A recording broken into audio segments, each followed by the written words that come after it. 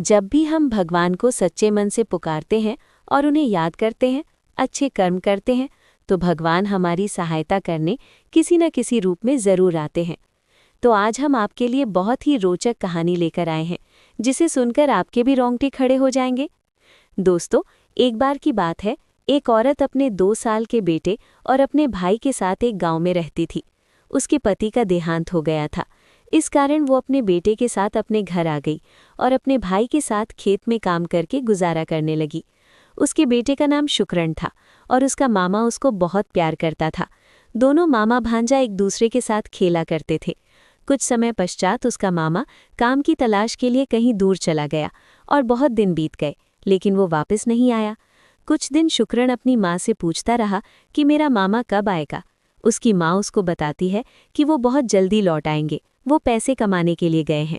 लेकिन जब वो वापस नहीं लौटा तो शुक्रण बहुत परेशान रहने लगा। सारा दिन रोता रहता था और बहुत उदास रहने लगा। उसकी माँ उसे ऐसा देखकर बहुत दुखी होती थी। एक तो उसे अपने भाई का दुख था कि पता नहीं उसका भाई जीवित भी है या नहीं, और ऊपर से उसका बेटा भी बहुत उदास रहता था। वो शिव की पूजा किया करती थी, तो उसने अपने बेटे से कहा कि बेटा, जब तक तुम्हारे मामा नहीं आते तुम शिव भगवान से बातें किया करो और उनको अपना मामा कहकर पुकारा करो।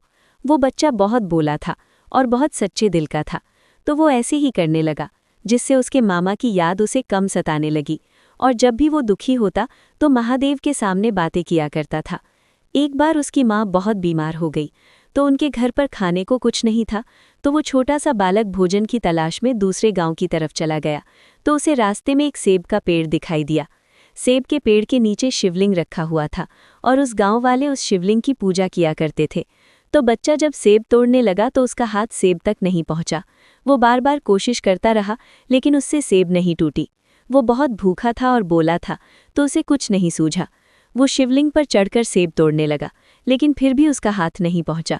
इतने में कुछ गांव वाले वहां पर आ गए और उन्होंने शुक्रण को बहुत जोर से धमकाया और कहा कि तुमने ये क्या कर दिया, भगवान तुम्हें माफ़ नहीं करेंगे और साथ में हमारे गांव वालों को भी इसकी सज़ा मिलेगी। तुम शिवलिंग के ऊपर क्यों चढ़ गए? लेकिन दोस्तों, वो बालक गर्मी की वजह से पसीने से लथपथ था। जब वो शिवलिंग पर चढ़ा तो कुछ पसीने की बूंदें शिवलिंग के ऊपर गिर गई, जिसे देखकर भगवान को उस पर बहुत दया आ गई कि मेरा भक्त भूखा प्यासा फिर रहा है, पसीने से कैसे भूखा प्यासा फिर रहा है। शुक्रण गांव वालों के चिल्लाने से बहुत डर गया और वो वहीं बैठकर रोने लगा।